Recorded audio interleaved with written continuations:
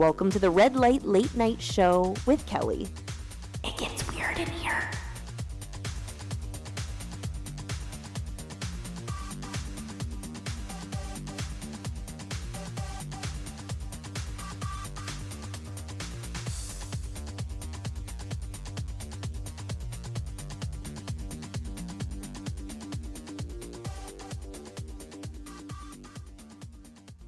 All right, welcome to the show, Jeff Capaldo, the Gummy King. That's what I'm going to call you. Absolutely. That's me. That's who I am. You're the Gummy King. So, tell me a little bit about your company. It's called Gummy King, isn't it? Right. It is. There's two companies. We started originally in Raleigh, North Carolina when I lived there. I was probably first to start off with the Delta 8 gummies had just become a thing. And my friend had ordered a bottle of a huge national brand of those, and we tried them, and I was not impressed at all. I was like, oh, like, if this is what they're supposed to do, like, this doesn't feel like weed. I'm not high. I don't know what the hell this is. So anyway, started looking around for other suppliers of that, and found a small supplier who had a farm out in Oregon. We started testing a ton of products. I was just going down. I'm going to be honest. I mean, I was just making a little bit of money at the bars, buying a bottle of gummies, going down there, selling them to people for like $5 a piece. And my friend buys 5 gummies, and these things are super strong. My friend John, I come back to the next day. He says, "Hey, do you have any more of those gummies?" I said, "John, you didn't eat 5 of, like, what's going on here?" He said, "No, he said, I didn't eat 5 of those gummies." He said, my dad's in the hospital dying of terminal cancer. Oh my gosh. Yeah, and he said, these gummies are the only thing that has ever helped his pain. I went into, within like the month, I had a business license. Oh my God, that story. Oh my gosh. I've heard that though. So many people who, weed has a stigma still. It's obviously going away now that things are becoming legal everywhere, but there's still a little bit of a stigma, especially among like more conservative folks in conservative areas. But I've heard this same thing over and over. They're like, they have a grandparent who's terminally ill or a parent with cancer or something like that.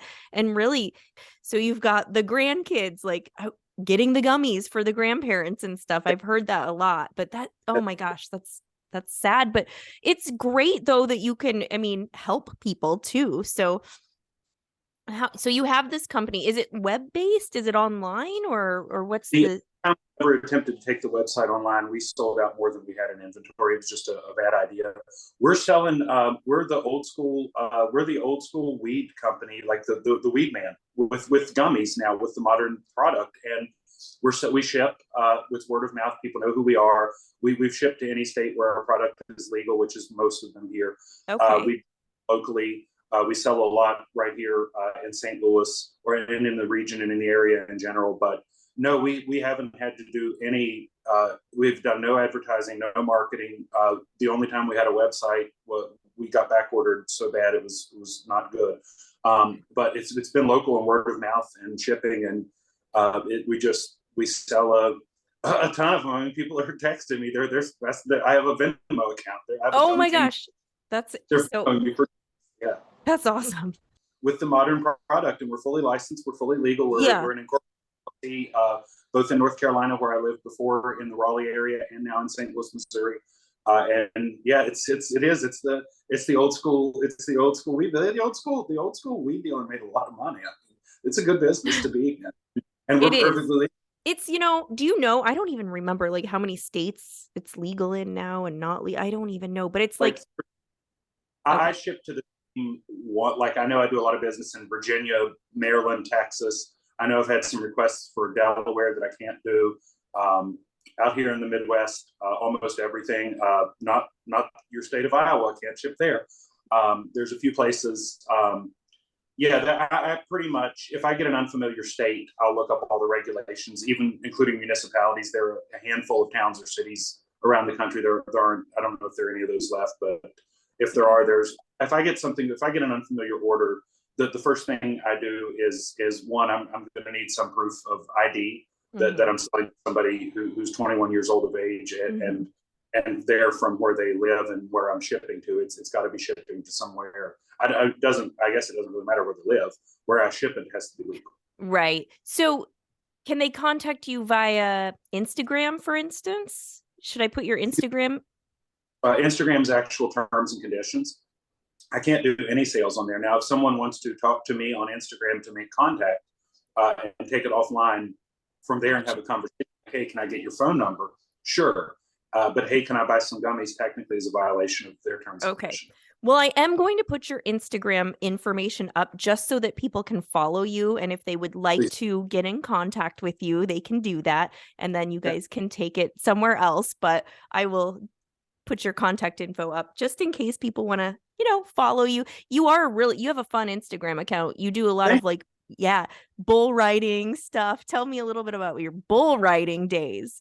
Yeah. I'm still somehow I found my way back to my bull riding days at age 38. Well, I found my way back at about 36.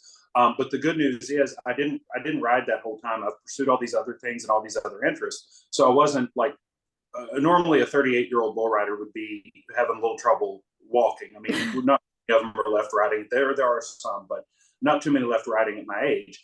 I started when I was 16. My cousin's 2 years younger than I am. We were at the state fair in West Virginia where I grew up.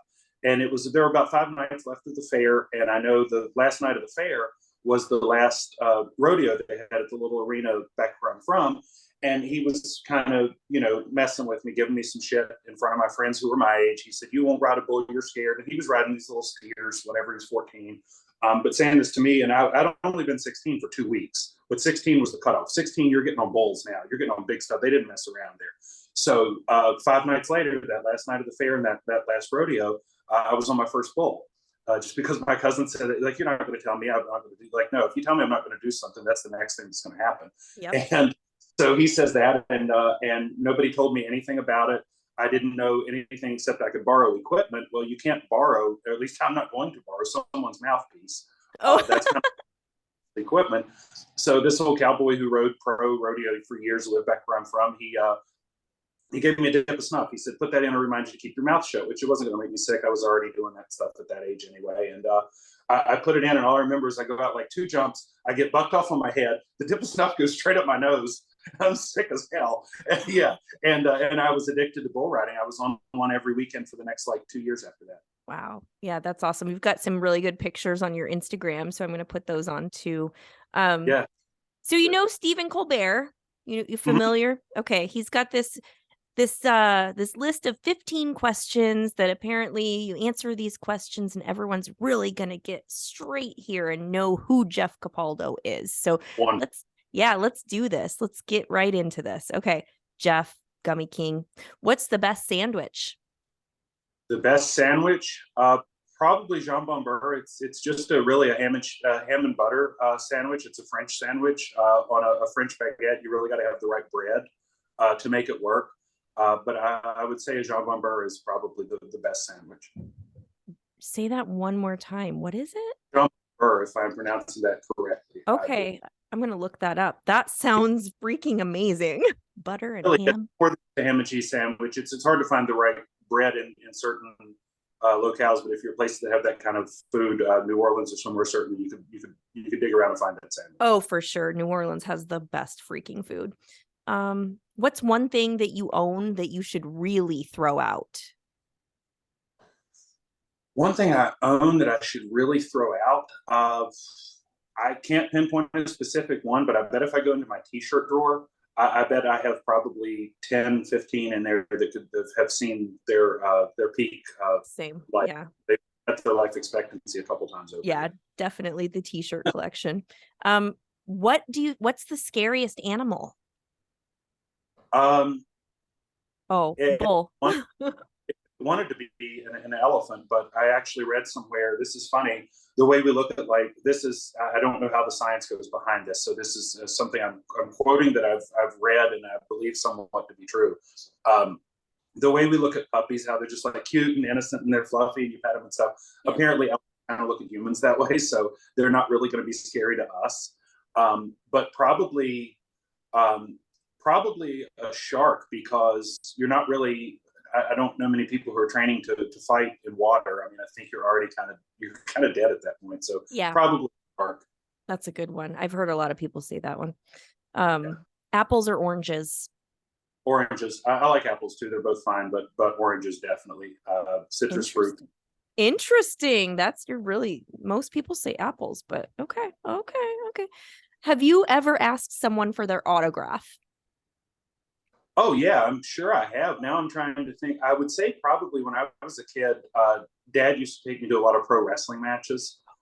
There are probably a ton of, yeah, no, I love it. I still to this day, I'm a member of South Broadway Athletic Club here in St. Louis, down in the Soulard neighborhood, and they put on all these live pro wrestling events. I know a couple guys who wrestle there. Like I wrestled for a little bit, and even into college until I had my knee injury, and I love watching wrestling on TV. It was my favorite thing in the world when I was a kid. So probably a lot of big name wrestlers I've definitely asked for autographs, and many of them I still will. I see them. Oh yeah. Yeah, that's awesome. Well, I like pro wrestling, so that's cool. What do you think happens when we die, Jeff? Wow, that's a deep one. That's definitely a level of getting to know somebody. I mean, I do believe in and follow the Bible, and know that if I'm saved, what happens for me is good. Beyond that, I have no idea what I can't imagine it. And if we're all being candid here, I've smoked a decent amount of DMT, and I still can't. I still am not sure what happens when you actually die. Might have raised more questions than it provided answers, if we're all being honest. Became one with the universe there for a few centuries, but it was really 15 minutes. Yeah. And I had Freebird background. That was the best part. I could still hear Freebird the whole time. I didn't lose the sense of hearing. I don't know if everybody else does on that, but no, very much that guitar solo on DMT. Yeah. Freebird, that's the second episode Freebird has come up. Freebird is like the song, so yeah. People yell play Freebird as a prank at concerts because nobody can play that. The guitarist in our band is a slide dobro player. He can play every note of it perfectly. So people will try to heckle you once in a while and you'll play Freebird. By the end of that, we just light up the sickest live rendition of Freebird they've ever heard. I learned to play it. We all had to learn to play it to do this in the band. And yeah, people are like, whoa, that just happened. They just played Freebird every single note of it. What's your band? Are you still with a band right now? Not with a regular. What I am with is there's a group of us who are musicians in St. Louis who play a lot of the same things, and we can pretty much sit in with each other and figure it out. So we are not. When I'm saying the band, it's a rotating cast of characters. Yeah. I've got a guy who he travels a lot, like the old school hobos. They would go look for work in different towns. They hop freight trains. That's our we got a guy who hops the train. We got a couple who hop the trains, actually. They go south for the winter, so they're not in the band right now. I mean, they're in Texas right now. Oh my gosh. Just have a collecting cast of musicians that kind of rotates in and out. Some of them are really big and big time famous musicians. Some of them just play on the street corner with their guitar case open for money, and some of it's just fun and have. I work 70, 80, 100 hours a week, so some of us just play for kicks or whatever, but it's all a group of super talented musicians. One thing I do want to plug here, though, there's a singer rapper. He's doing it's like a hip hop with some soul and his influences would be like Prince, Michael Jackson, that kind of pop, but he's more of a rapper than that, but that's his melodic style. It's a guy named Jay Coast. And he's blowing up in St. Louis right now. Spell it for me. It's breaking up a little bit, but what is his name? It's Jay Coast. It's J-A-Y. And the last name Coast, C-O-A-S-T. Gotcha. Okay. Up in St. Louis right now. And actually, after we're done on this podcast, I have a meeting with him as well. I think I'm going to be laying down some bass tracks for him. We're going to collaborate on a project. I don't know if it's going to be a Jay Coast project under the name of Jay Coast, but I know it's going to be him, and we're meeting up to discuss. We've been discussing it for a month, but I mean, we're trying to finalize some things today and start to get back to making music, which is the thing we both really want to do. That is badass. Okay, I'll put his contact info up too. That's super cool. Music is fire. That he's top 5 musicians in the world at any level of fame that I want to work with right now. I don't know how you'd even describe it. He's just the next big thing to come out of St. Louis, I believe. Super cool. Yeah, for sure. What's your favorite action movie? Die Hard. I knew you were gonna say that. I knew it. And is Die Hard a Christmas movie? Is that acceptable for a Chris? Okay, absolutely. Without if you took the Christmas out of Die Hard, yeah, no, Die Hard's a Christmas movie. I don't know who came. I don't know why that became a debate. I don't understand how that even started. It's a Christmas movie. It's 100% a Christmas movie. Wouldn't make sense in any other context. Yeah. What's your favorite smell? This is going to disgust everyone, right? Everyone on who's tuning into this. There is a smell, and it's probably bullshit. And I mean, it's literally probably bullshit. Get it with the rodeo arena. That's just, I don't know. It feels like it's time to ride. It's probably mostly bullshit. I don't know. It's not. I mean, it's the grass and the dirt and the. As Garth Brooks said, it's the bulls and blood. It's the dust and mud. It's the roar of a Sunday crowd. Yes, the rodeo. Something about the rodeo. Probably more of the grass and the arena dirt itself than the shit. If you really run up on the shit, it doesn't smell good. But the rodeo arena smells pretty good. It reminds me it's time to ride. Oh, that's awesome. I love that answer so much. What's your least favorite smell? Least favorite smell? I don't know if I ever really thought about that. I mean, I'd probably, I don't hate anyone, but I probably have a great disdain for anybody who farts in an elevator. I don't know. I'm gonna say fart in an elevator is probably that would top my chart there. Noted. Oh my goodness. Okay. Exercise, is it worth it? Oh, absolutely. I can't imagine. I've lived pretty wild and crazy over the years. If I didn't go to the gym and train before, in the period that I wasn't doing the bull riding, I was throwing the shot put. I was doing Highland Games. I was doing strongman competitions. It's funny because I weighed 310 pounds and now I'm like 220. But yeah, I did that stuff. So I was in the gym twice a day. I'm serious. I would go squat up to like a max single every morning and come back after work and do the same thing every night. Like it was really wild. Eating like 10,000 calories a day. It's not fun. When you start it, you're like, I can eat anything I want. Yeah. You get in it, you're like, oh God, I don't want to eat another pound of ground beef tonight. Oh, please. Yeah. So it's not fun. It's actually, dieting's way easier. When I stopped eating like that, I didn't really do some diet that I lost 90 pounds. It went away. But yeah, exercise for longevity, for health, for just to be able to do anything you want to do, just to know you are able to take care of yourself and your health and continue to go on and function to do what you do in your body. Exercise is the most worth it thing I can think of. Yeah, I agree. Exercise your body and exercising your mind. Good point. Yeah. Oh, flat or sparkling? Oh, sparkling all day. I don't even drink flat water really. Really? Okay. Just strawberry sparkling water. I buy cases. I drink like 9 cans of that shit a day. Yeah, it's really good, and that's on top of beer. I mean, yeah, and beer's kind of sparkling too. You shake it up, but yeah, sparkling water. Yeah, sparkling water and beer. Okay, I mean, beer is its own. Sorry, go ahead. Oh no, beer is its own thing. I mean, I know I'm trying to go easy. I've been on the same beer for this whole interview, so I'm doing really well. It's definitely its own. It's its own sparkling water. It really is sparkling water in a way.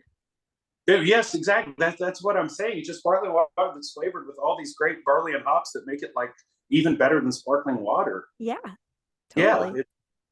I'm going sparkling water, and I'm putting beer in I'm putting beer in a subcategory of that, right or wrong. Yeah, cheers to that. I know, obviously, yes, cheers. Here we go. Who you are in the podcast world and how you've done so many things there. And I actually, one of the things I did to prepare for this interview, I brought up my good koozie. I actually lint rolled it as well. It is my Rodeo Naked koozie here.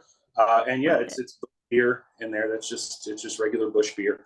But yeah, And I Nice. wore my good T-shirt. This my good T-shirt. This only has one hole. It's little in the back. You can't even see it. It's pretty fancy. That's It's is a that super like nice. Grateful Dead?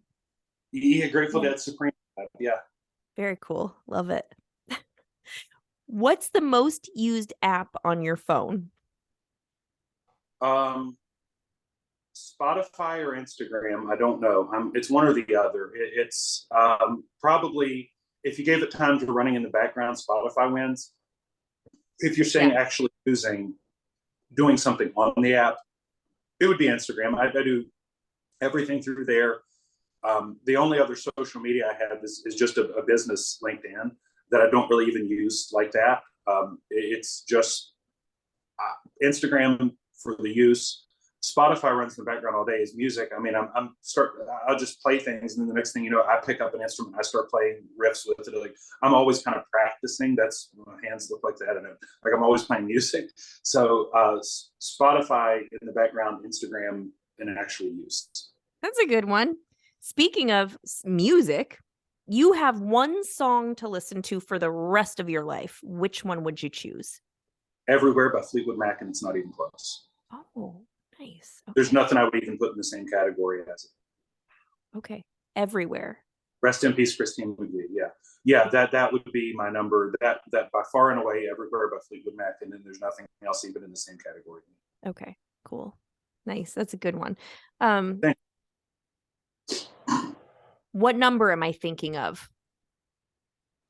Between what range? You got to give me some parameters here. You're thinking number 64, but I don't know where your upper limit is, and I don't know why you're thinking number 64. No. Darn it. Do Wrong. you like how confident I was with that? Like I totally believe that shit too.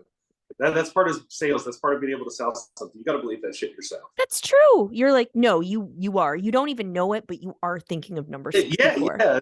No, I'm not hard selling you either. Notice how I backed off. Okay, not 64. Okay, no problem. We can compromise. We can come to a deal here. You can give me a few digits. I'll give you a few. Where are we? You know, what number are we really thinking of here? Let's come to an answer. Let's agree That's on. great. Jeff, tell me, describe the rest of your life in 5 words. The rest of my life in 5 words.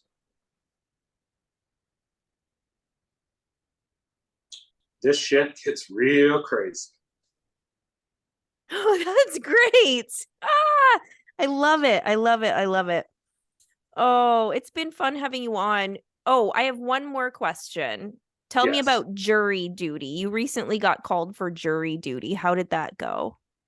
It went great. It went as well as jury duty could possibly go. I had to be there at about. I think I got there a half hour early, so like 8:30 in the morning. I think we had to be there at 9, or maybe we had to be there. No, I think we had to be there at 8. I forget. I decided if I had to go sit through jury duty, I was going to make it fun. Probably do something interesting that I'm not sure I can repeat all of here. No, But you can't repeat all of it. I can't repeat all of it. But I definitely I consumed something that would make jury duty seem very novel, very interesting. And I sat there and I sat there, and they're calling all these numbers up, and there's probably 100 people, and they're calling them up, and I'm one of like 12 people who hasn't been called up. Like we're sitting in this shit all day. They're giving us intermissions at this point in this thing. We're going next door to the SLU, St. Louis University Law School cafeteria. Knowing that attorneys are well known for drinking, the law school cafeteria is serving beer at 9 in the morning. They have no problem with it. So the lady gives me a breakfast menu, and I'm like, oh yeah, is there Bush on this thing? She's like, there's Bush in this refrigerator. I'm like, all right, I'll do 2 of those to start.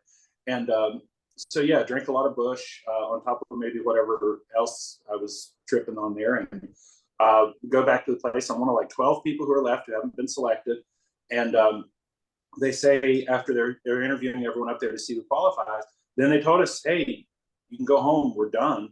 Like I didn't even get up to get questioned. I was one of like 12 people left in the chairs whose number was never called. So it was a fine experience. I didn't even have enough time left to go back to work and finish the day. There wasn't enough. By the time I got out of there was no time to accomplish anything. So I went back to SLU Law School cafeteria again. and just ordered Bush until I was absolutely mangled, and then they had the Uber, cart my drunk ass out of there. Wow, that's quite a jury duty story. Pretty much it. Yeah, I got some really interesting texts from you that day. I mean, I was in stitches. I was like, this guy needs his very own podcast. I know if they asked me like jury duty related questions, they were going to get they were going to get a thesis. Yeah. But they didn't ask anything. And that's better probably for everyone involved. I mean, I'm glad you just didn't get arrested or anything like that. So that's good. It's funny, of all the shenanigans I've done, I've always just been so good and kind to people, and it's all my shenanigans have been kind of harmless. I have never, I've never been charged. None of the charges have ever stuck. I've never been charged with anything. I've been arrested a couple times, but nothing ever came of it. That's good. I'm glad. I am glad. That was years ago. I had just turned 18. It's crazy. Oh my gosh. Well, thank you so much for coming on the show, talking about Gummy King, talking about your adventures in rodeo, and answering these 15 questions. I appreciate it. It was great to see you. Thank you so much for having me on. This has been great. I really enjoyed it.